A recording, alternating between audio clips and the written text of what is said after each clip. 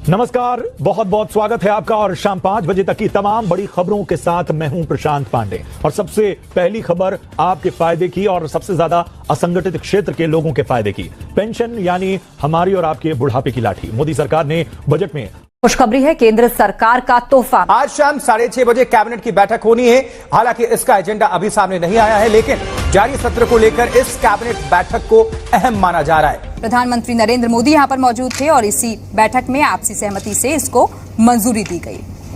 दरअसल आयोग बनाया गया था इसके लिए और आयोग ने अपनी रिपोर्ट सौंपी और रिपोर्ट पर पूरे विस्तार से चर्चा करने के बाद इसको मंजूरी दे दी गई। पेंशन धारकों के लिए बहुत ही बड़ी खबर। एनपीएस से पहले इन लोगों को मिलेगी पुरानी पेंशन का लाभ। हाईकोर्ट ने जारी किया आदेश। आप सभी पेंशन धारकों के लिए बहुत ही बड़ी खबर। इलाहाबाद हाईकोर्ट ने विज्ञापन संख्या 11 यानी कि 2000 यानी कि आपको बता दें कि इस विज्ञापन भर्ती के तहत नई पेंशन योजना में लागू होने के बाद नियुक्त सहायक अध्यापक यात्रियों को पुरानी पेंशन स्कीम का लाभ देने का निर्देश दिया है। तो इसका लाभ कौन से कर्मचारियों को मिलेगा, साथ में ये कब से आपको लाभ देखने को मिलेगा, आखिरी हाईकोर्ट का आपकी पेंशन को लेकर क्या फैसला होने वाला है, तो उसके बारे में आगे वीडियो के अंदर एक एक करके विस्तार से आपको जानकारी बताने वाले हैं। तो आप अगर एनपीएस या ओपीएस को लेकर यानी कि अगर उसके अंदर आने वाले पेंशन धारक है तो कृपया करके आप इस वीडियो को अंत तक ध्यान से देखते रहिएगा।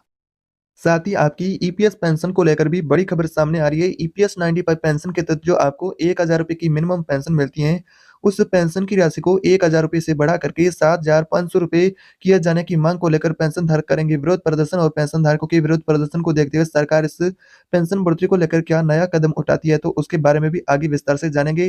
वीडियो के अंदर विस्तार से जानकारी की आपकी ओपीएस की जो मांगे उनको लेकर क्या सरकार फैसला क्या है यानी कि इलाहाबाद हाईकोर्ट ने, और साथ ही ईपीएस 95 पेंशन धारक है जो कि 7500 रुपए की मिनिमम पेंशन बढ़ाने को लेकर विरोध प्रदर्शन करने जा रही है, उसको देखते हुए सरकार आपकी पेंशन को लेकर क्या कदम उठाने वाली। तो आज दिन भर की आपकी ईपीएस और ओपीएस से जुड़ी तमाम छोटी बड़ी सभी खबरों को जानने वाले, तो कृपया करके आप इस वीडियो में अंत तक बने रहिएगा। साथ ही अभी तक आपने इसी चैनल को सब्सक्राइब नहीं किया है तो चैनल को सब्सक्राइब कर दे, साथ ही बेल आइकन को ऑल पर प्रेस कर दे ताकि नई वीडियो ऐसी सबसे पहले आपको देखने को मिले। तो चलिए जानते हैं सबसे पहले बड़ी खबर को। ईपीएस 95 पेंशन को लेकर आ रही है, जिसमें कि आपकी मिनिमम पेंशन को 7500 रुपए करने को लेकर अपडेट होने वाली है। वैसे अगर आप भी सरकारी कर्मचारी हैं या फिर आप निजी क्षेत्र के कर्मचारी, लेकिन अगर आप सरकारी कर्मचारी हैं तो ये खबर आपके लिए खास खबर हो सकती है।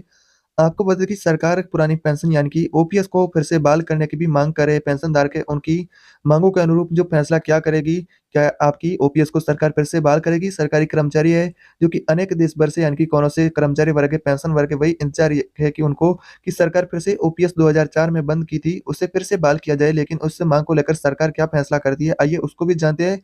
साथ ही आपकी ईपीएस पेंशन को लेकर क्या नया कदम उठाने जा रहे हैं पेंशन धारक। अब ईपीएफ के दायरे में आने वाले कर्मचारी और पेंशन धारक ईपीएफओ की पेंशन स्कीम ईपीएस 95 पेंशन के तहत मिलने वाली जो आपको मिनिमम पेंशन 1000 रुपए उसे बढ़ाने की मांग कर रहे हैं। इनकी 1000 रुपए से यानी कि जो प्रतिमाह आपको मिलती है उस राशि को बढ़ा करके प्रतिमाह 7500 रुपए करने की मांग को लेकर धरना प्रदर्शन करने जा रहे हैं। इन कर्मचारियों और पेंशन धारकों को इस गुरुवार को दिल्ली में रैली होने वाली थी, जिसमें कि पेंशन धारकों ने बहुत यानी कि बढ़ चढ़ करके कुछ पेंशन धारकों ने भाग लिया था और आंदोलन को सफल बनाने की कोशिश की। अब बात करें कि आपकी पेंशन की मांगों को सरकार पूरा कर सकती है क्या, आपकी मिनिमम पेंशन को 7500 रुपए फाइनली लागू किया जा सकता है या फिर नहीं, इस खबर के बारे में भी जानने वाले हैं।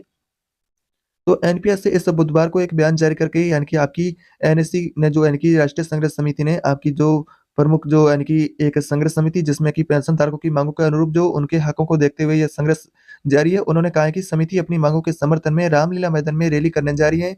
और समिति का दावा है कि मिनिमम पेंशन हर महीने जो 1000 रुपए की राशि मिलती है, जो कि पेंशन धारकों के लिए 1000 रुपए की राशि बहुत ही कम है, उनकी मांगों के अनुरूप उनकी सुविधाओं के अनुरूप पेंशन की राशि को 1000 रुपए से बढ़ा करके 7500 रुपए करना चाहिए सरकार को, और उनकी मांगे यही है। उसी को लेकर जो पेंशन धारक है और एनएससी की टीम है वो धरना प्रदर्शन जारी कर रही है। अब बात करते हैं कि आपकी ओपीएस को लेकर क्या सरकार ने नया फैसला जारी किया है। अगर बात करें आपकी एनपीएस को लेकर, तो एनपीएस से पहले इन लोगों को मिलेगी यानी कि पुरानी पेंशन का लाभ।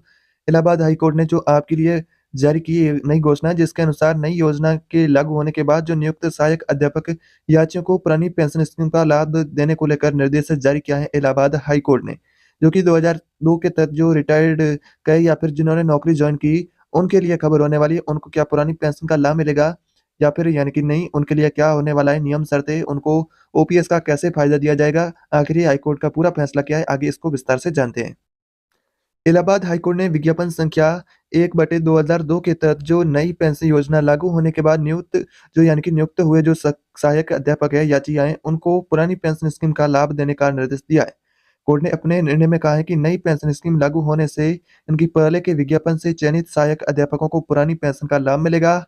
इसी के साथ ही कोर्ट ने सरकार के इस तर्क को भी मानने से इनकार कर दिया है कि सहायक अध्यापकों की नियुक्तियां नई पेंशन स्कीम लागू होने के बाद की गई हैं और इसी कारण वे नई पेंशन स्कीम में नहीं होंगे। यह आदेश न्यायमूर्ति विकास बुधवार ने नंदलाल यादव समेत कई याचिकाकर्ताओं के द्वारा याचिकाओं को लेकर जो पुरानी पेंशन देने को लेकर इस तरह की मांगों के अनुरूप फैसला किया गया है। नंदलाल यादव समेत कई याचिकाओं पर इसका आपको लेकर पेंशन धारकों की मांगों को लेकर फैसला हुआ है। वैसे में अगर देखा जाए तो सभी सहायक अध्यापकों की नियुक्ति अप्रैल 2005 के बाद की गई है। इसी कारण वे पुरानी पेंशन स्कीम का लाभ पाने के हकदार नहीं है। तो वे नई स्कीम में आते हैं और याचिकाओं में इससे चुनौती भी दी गई थी कि याचिकाओं पर अधिवक्ता आलोक कुमार यादव की दलील की थी कि याचिका के साथ ही चयनित और नियुक्त अन्य सभी अध्यापकों को भी पुरानी पेंशन स्कीम का लाभ मिल रहा है, लेकिन याचिकाओं को इसका लाभ नहीं दिया जा रहा है। उनके साथ भेदभाव किया जा रहा है। अन्य चयनित सहायक अध्यापकों की नियुक्ति नई पेंशन स्कीम लागू होने से पहले हो गई थी, जबकि याचिकाओं को विभाग की गलती के कारण ज्वाइन नहीं कराया गया था। वैसे में उन्होंने कहा है कि वर्ष 2002 में सहायक अध्यापकों की भर्ती विज्ञप्ति की गई थी। 29 नवंबर 2004 को इंटरव्यू हुआ था और 24 दिसंबर 2004 को परिणाम घोषित किया गया था और परिणाम घोषित के बाद उसके आधार पर अधिकतर अध्यापकों की नियुक्ति पत्र देकर के उन्हें ज्वाइन करा दिया था और याचिकाओं को मिले प्लेसमेंट पर कॉलेज में ज्वाइन नहीं कराया था। बाद में बोर्ड के हादसे पर दूसरी कॉलेज में ज्वाइन कराया गया था और याचिकाओं को देखते हुए उनकी याचिकाओं की नियुक्ति एवं ज्वाइनिंग नई पेंशन स्कीम लागू होने के बाद हुई थी। इस कारण उन्हें नई पेंशन स्कीम से आच्छादित मानते हुए पुरानी पेंशन स्कीम का लाभ देने से इनकार कर दिया है।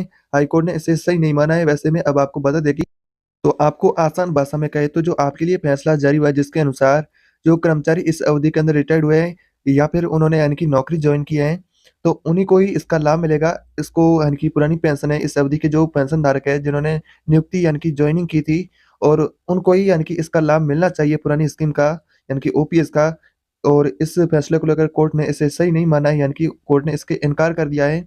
आपकी पुरानी पेंशन योजना का लाभ देने से इनकार किया था, लेकिन कोर्ट ने अभी ये सही माना है कि जो उनको ये लाभ मिलना चाहिए, जो आपकी पुरानी पेंशन योजना है उसका फायदा इन कर्मचारियों को मिलना चाहिए। लेकिन पहले इस याचिका को आच्छादित मानते हुए पुरानी पेंशन का लाभ देने से इनकार किया था, लेकिन अब कोर्ट ने इसे सही माना है कि उनको ये लाभ मिलना चाहिए। अब देखते हैं कि इस फैसले को लेकर बाद में क्या कर्मचारियों को मिलता है इसका फायदा या फिर नहीं, ये बात का विषय होगा। लेकिन आपके लिए इस तरह की आज दिन भर की अपडेट होने वाली है। तो ऐसी और भी आप नई अपडेट पाना चाहते हैं आपकी ओपीएस और ईपीएस पेंशन से जुड़ी, तो अभी तक आपने इसी चैनल को सब्सक्राइब नहीं किया है तो चैनल को सब्सक्राइब कर दे, साथ ही बेल आइकन को ऑल पर प्रेस कर दे ताकि ऐसी नई ईपीएस और ओपीएस से जुड़ी सभी खबरें आपको इसी चैनल पर सबसे पहले देखने को मिलेगी। तो एक और ऐसी नई वीडियो के साथ मिलेंगे, तब तक के लिए जय।